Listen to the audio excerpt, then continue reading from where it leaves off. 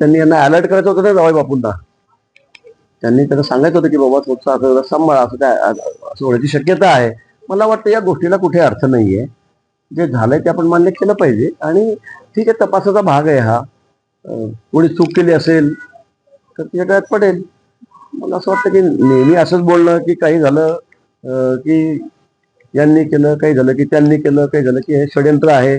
मला वाटतं प्रत्येक वेळेला असं षडयंत्र आपल्याशी कसं काय होतंय? असं नाहीये. आणि म्हणून मला वाटतं की काय जे असेल ते समोर येईल.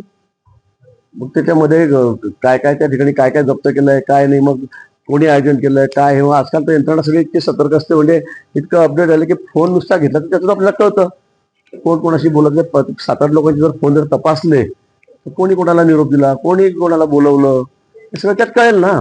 आपण असं आधीच कोणावर तरी आक्षेप घ्यायचा की जसं की जावयांना कडेवर घेतलं आणि त्यांना कोणीतरी नेऊन ठेवलं तिथे, असं कसं काय कोणी म्हणू शकतो? त्यांच्या शब्दात उभाण रचलं जाते माझे. कुभांड रचलं जात आहे त्यांच्या शब्दात.